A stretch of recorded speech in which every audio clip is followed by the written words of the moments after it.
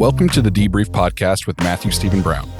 This episode contains content about marriage and sex that might not be suitable for some younger listeners. Parental discretion is advised.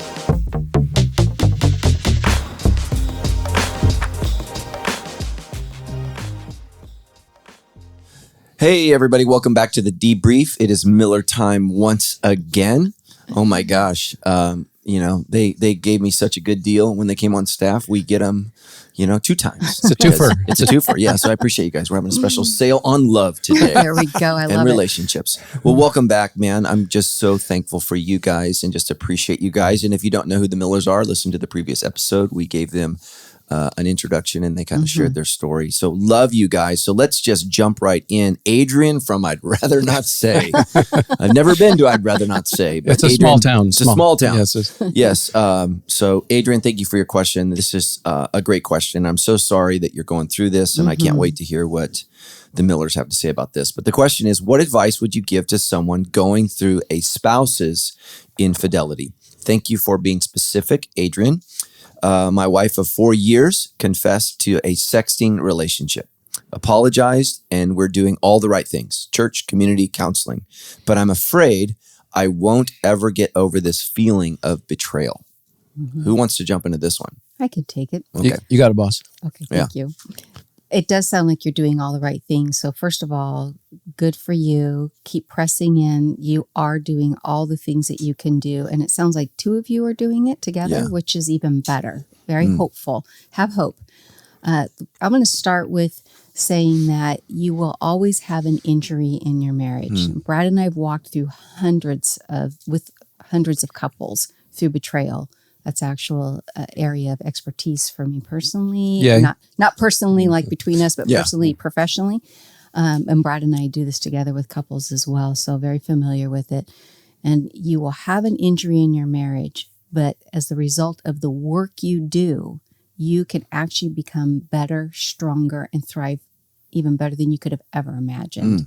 It's hard to feel that in the midst of it.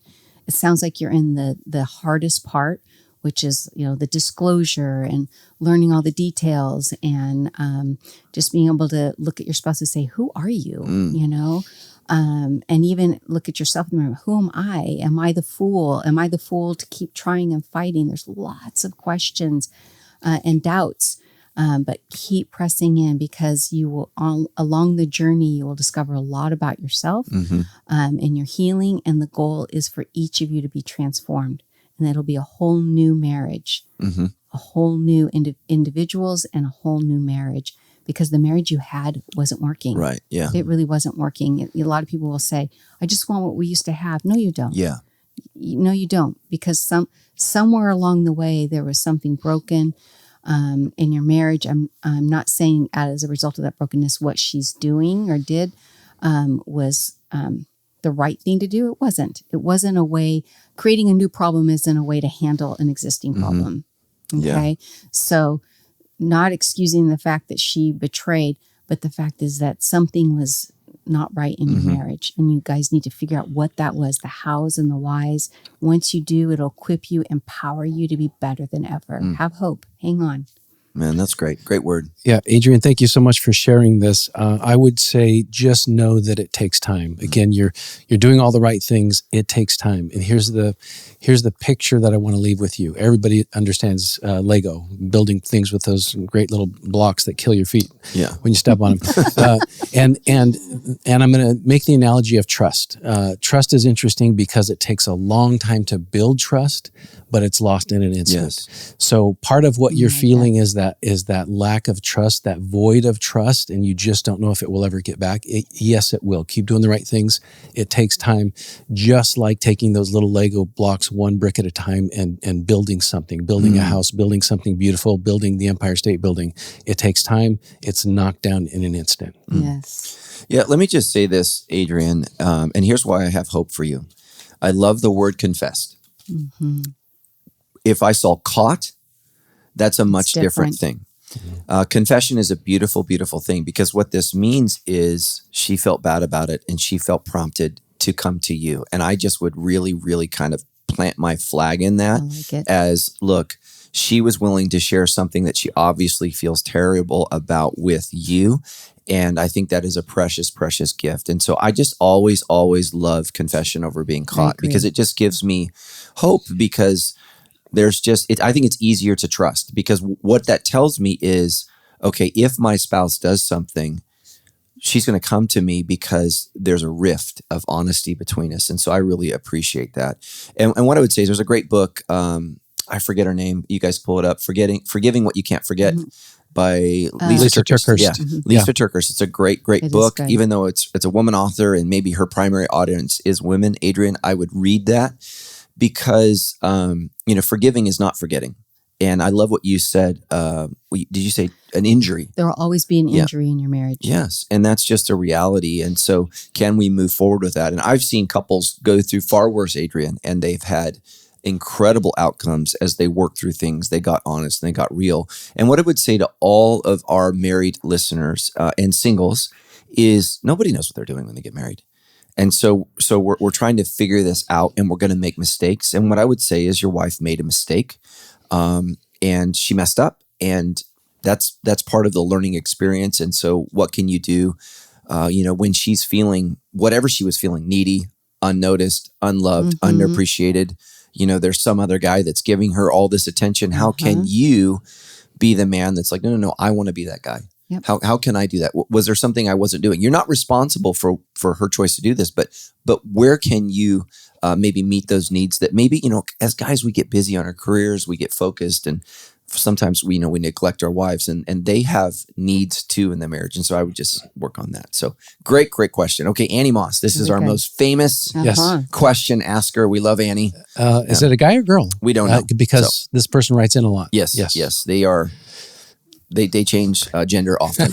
So Annie Moss from Riverside. Hi, Pastor Matt. I am really trying to dive deeper in my faith. I love that. And live the life. There we go. I'm trying to read the life that the Lord wants me to have. Okay. I've been married for almost 3 years. Prior to being married, I had a promiscuous life, thinking that I would find someone to love me through sex. Wow. I carry a lot of shame and embarrassment from this. How can I ask for forgiveness? Also, it has affected my marriage. Okay, now we know it's female. How can my husband and I work through this? Wow. Annie Moss, we love you. Great question. Who wants to? I'll jump in. I would say, Annie, we love you. We see you. We understand how deeply hurtful that can be. You don't have to stay there. I'm really proud of you for trying to do the work needed to get to a better place. Well done. I often say that regret is a harsh teacher. It's a good teacher and a thorough teacher, but regret is a harsh teacher. But it is your regret that motivates you to do better, to find something different. Don't lose that. It's like the dog going back to its vomit thing. We don't do that because it's hard and it's painful. Don't allow that regret to turn into shame either. That's a very important distinction. Shame will tell you that's who you are. That's the enemy. Regret will tell you that's who you were. Shame will tell you that nobody could ever forgive you. Regret will say, I hate the old me, but I'm already forgiven. Shame will say there's no hope for you. And by the way, everywhere I said the word shame, you could insert the word enemy, the enemy, and it's the same thing. So it's really tuning yourself to listen to the voice of God, receive that forgiveness, use your regret to motivate you to keep moving forward. As far as asking for forgiveness, ask as often as you need to. You're already forgiven, but ask as often as you need to. Matt, I'd love to hear you speak into this, but I've often thought there's a verse that says, God removes our sin as far as east is from west. How far is that? It's infinite, and then there's also in Hebrews, I think it says, God will remember your sin no more. Amen. Like those are mind-blowing concepts for us that we just can't wrap our heads around. And so the idea is sort of that, even though we're created in God's image, he can forget and we can't, and we don't. And so why is that? Why would God allow us to keep a memory of something so painful from our past? And I actually think it's because we need the lesson. God doesn't. We need the healing. God doesn't. So he allows us to remember those things, to live with them so that we can do better, so that we can pursue him, so that we can be all in and just press in. That's good. I'm the preacher though. So That's true. That was good. You go. That was a good word. Go ahead. No, you go. Oh, you want me to go? So I would just probe a little deeper here and ask, have you confessed this to him? So I'm just curious. So, I don't know, Annie, if you have or not, but shame tends to go away with confession. So two things. So everything that, Brad shared is right on. So 1 John 1:9, for if we confess our sins to God, he is faithful and just to cleanse us of all unrighteousness. And so we need to learn to do that. But there's another verse, because some of us are like, okay, but the shame is still hanging around. And that's where James 5:16 comes in. Confess your sins to one another so that you may be whole and healed. The prayer of a righteous man is powerful and effective. And so a lot of times as Christians, if you've confessed this sin to God, and I don't know if you have or not, so I would start there. And then if there's just still this shame, I would confess to a counselor. I would confess to a pastor. And then upon their recommendation, maybe they would share, okay, you need to share this with your spouse. If you haven't shared this with your spouse, you need to confess this, because the devil lurks in the darkness and he holds what has not been exposed against us. Yes. But all evil loses its power in the light. So Annie, I don't know, because I don't know if you've shared this, but what I would say is I'm just sensing that if this is really pulling you down, maybe it's more secret than it needs to be. You don't need to walk in shame. We all have a testimony. We all have a story that we were all something before, we came to Christ, or even for some of us like myself, I was an idiot even after I knew Jesus, and I had to wrestle through that.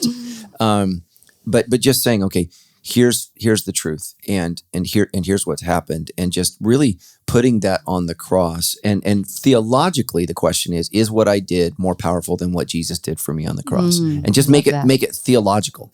And so if you think your sin is more powerful than what Jesus did on the cross, you don't know Jesus, you don't know the cross. And then I would go back to the gospel, and I would just say, okay, I'm gonna put that on the cross, and I'm gonna leave it there, and I'm gonna walk away from that. And I think there's healing power in that. But I want to hear what Tammy has to say. Sure. I would say that the promiscuous life and the shame that's trying to keep reminding you, playing that script over in your head, is probably saying you used up all your firsts with a bunch of other men. But that's a lie, because in your marriage, this is your marriage now. It's not just some man that's pretending to give you love. It's a man that is giving you love. And there's lots of firsts. It could even be the first person you ever made love with, truly made love with, is your husband. There's lots and lots of firsts. So don't be focusing on the promiscuous life of what you feel like you already gave up to somebody else, but what are you getting for the first time in your marriage, and celebrate that together. I mean, even, when you and your husband are celebrating some good things are happening in your life, and you celebrate by being sexually intimate together.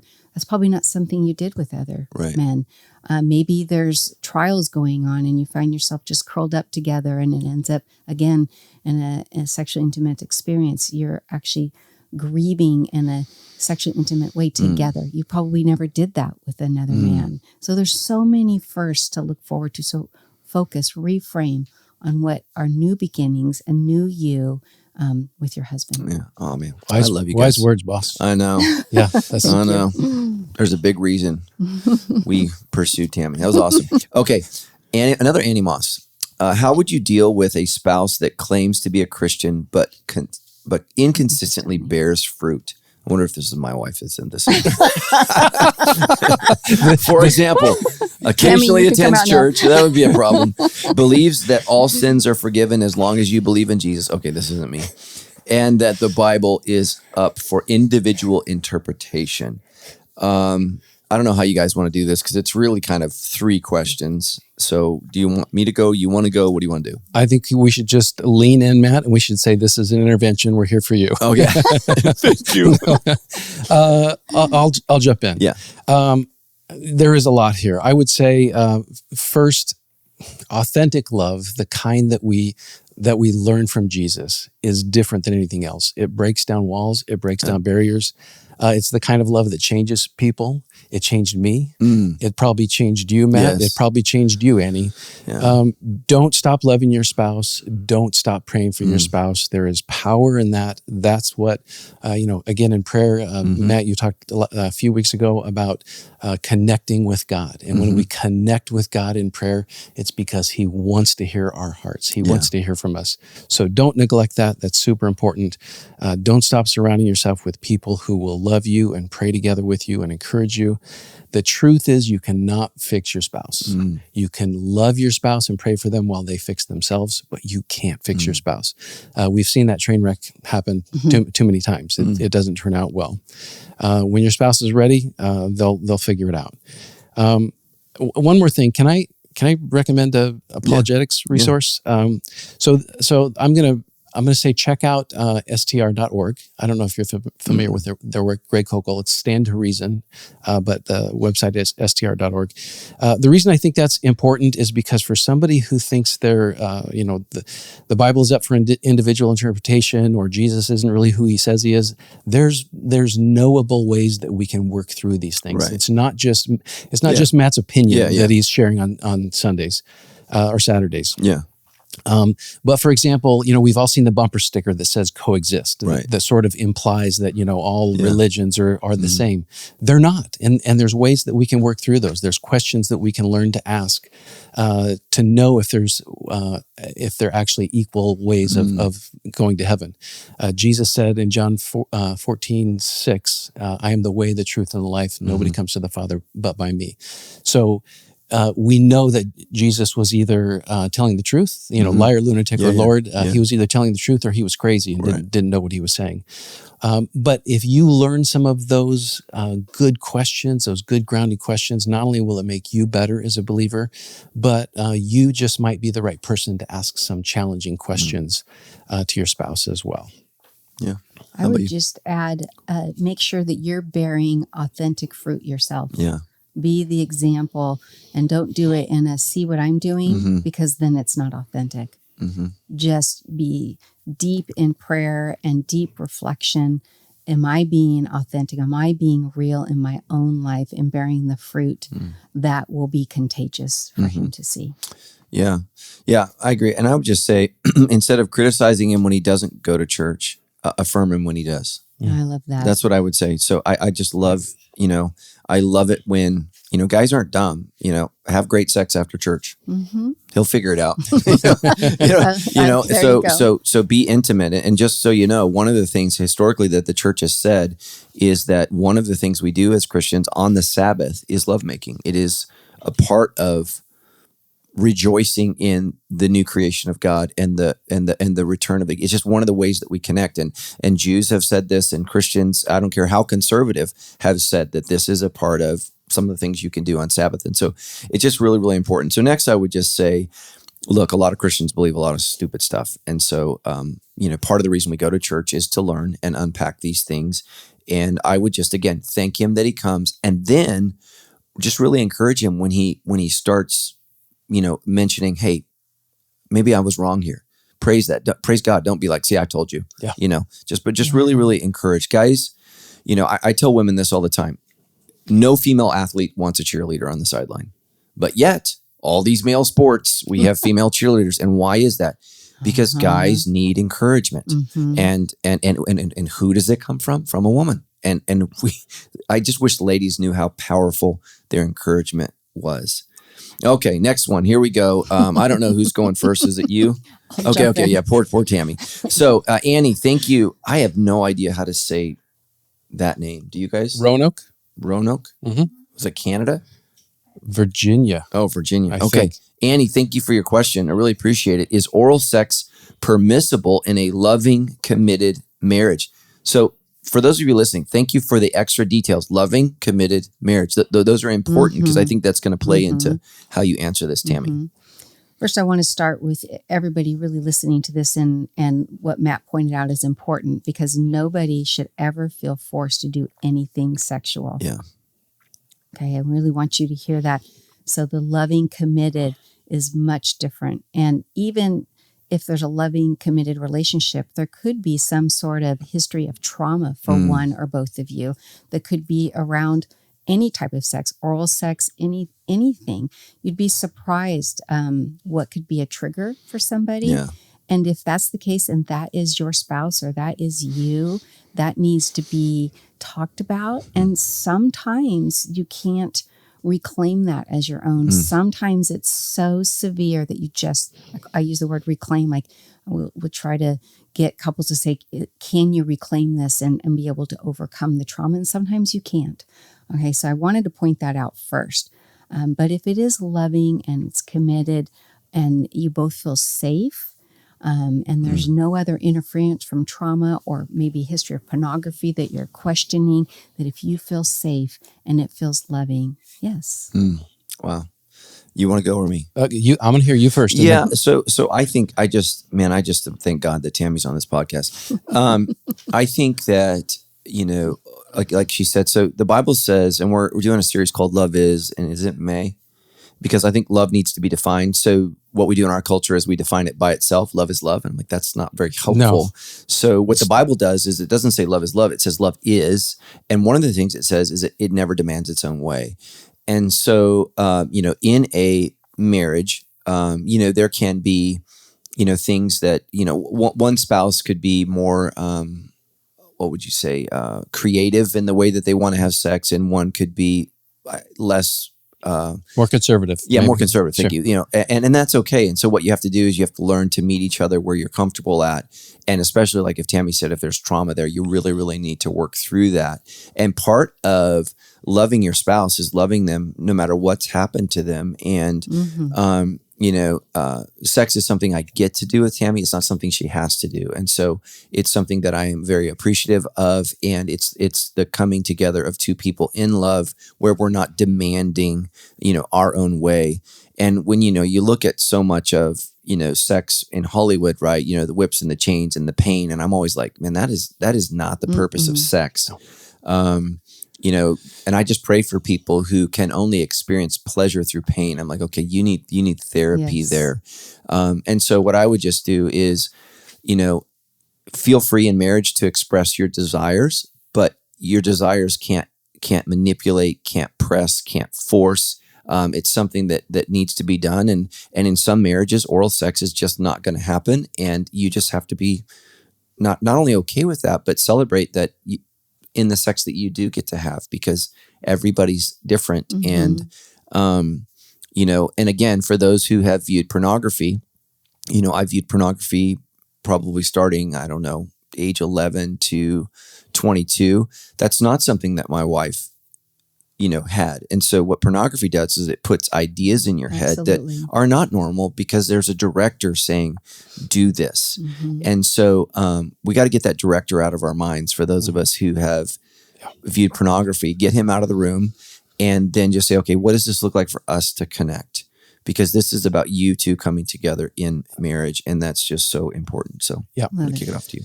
So I also love, you pointed out loving, committed marriage. I'm assuming that this also is a loving, committed Christian marriage. And I would say with that, and you touched on this, Matt, that there is a purpose. I think it's hard for a lot of believers to understand that God intended a purpose for physical intimacy in a Christian marriage. God has a purpose for sex. And it's not, the culture would say it's just for me. It's so I can enjoy something. But God has a purpose, and that purpose is oneness. And so then back to the question about oral sex, it really is this about oneness, or is this about one person demanding their own way at the expense of shame of the other person, or whatever? So I'd say start with that question. What is the purpose? What is God's intended purpose for physical intimacy to bring you together? And this next comment is not intended as a, read into it sort of thing, but one of the interesting things about us as humans is we are the only ones that make love face to face. And so don't eye to eye, mouth to mouth, breath to breath, Wow. skin to skin. There's something amazing. There's something deeply and profoundly moving about that. And we as believers should not miss that. And the world tries to tell us that's boring. Right? But yet it truly is the most intimate way, eye to eye, breath to breath. Yes. Yeah, I love it. So this is going to be a little crude, but I think that especially if there's a tension over oral sex, have the conversation you don't want to have. Like, for example, ladies, tell your husband to wash.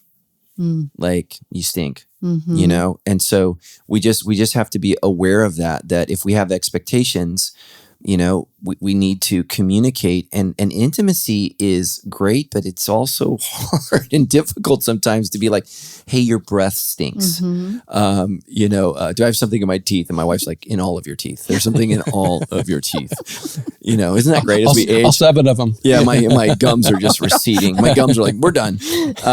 So have those conversations, and you know, like you made the comment about trimming your nails, and I thought, man, come on, guys! Like, wash, right. shave. You know, present yourself in a way that someone would want to be close to you, and so have those conversations and just talk about that. And intimacy is difficult, and oftentimes the thing that's keeping you from intimacy is conversation, and the conversation you don't want to have. And so say that appropriately at the right time, but just say, look, this is something that we want to do. Let's clean up, guys. If you take a shower before you come home from the gym. So love that. Yeah. We really love to encourage couples to have conversations about physical intimacy. Yes. Because they don't. It's sort of like that thing that we turn off the lights, we do it, nobody says a word. Don't say a word ever. So I know. Yeah. All right.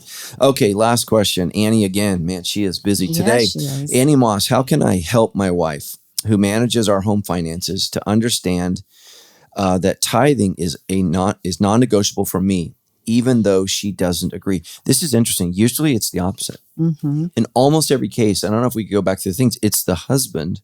And so this is just so good for us to realize that, it can be either.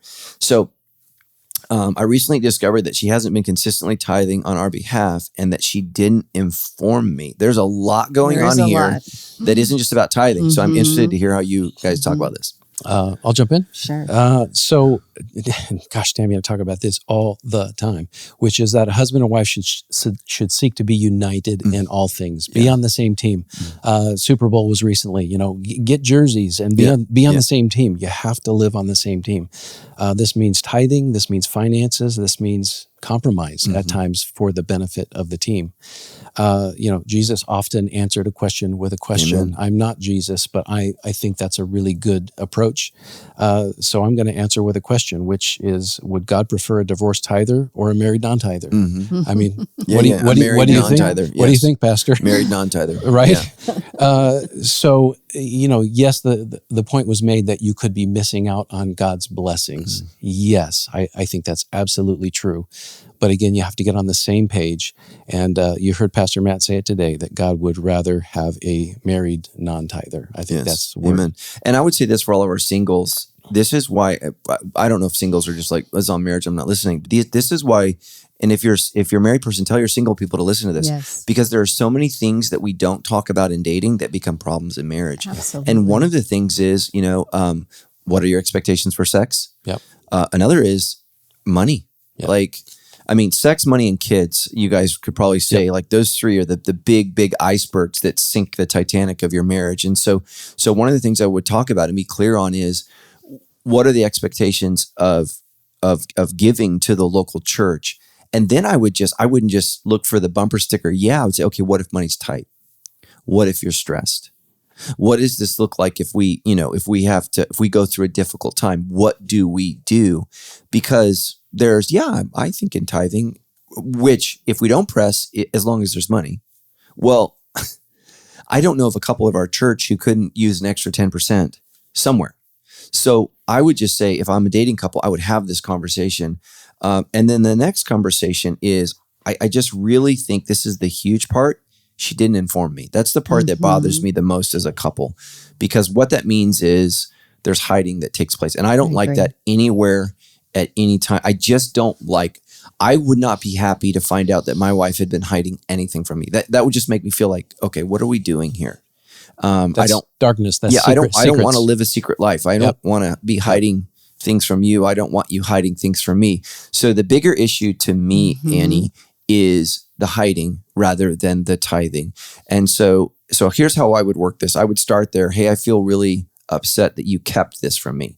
This is not what I want to have. But then you got to make sure that she feels free to express her disagreement. Absolutely. Because, right, if you're just a man and you said it and that's the way it is, well, there's no conversation there.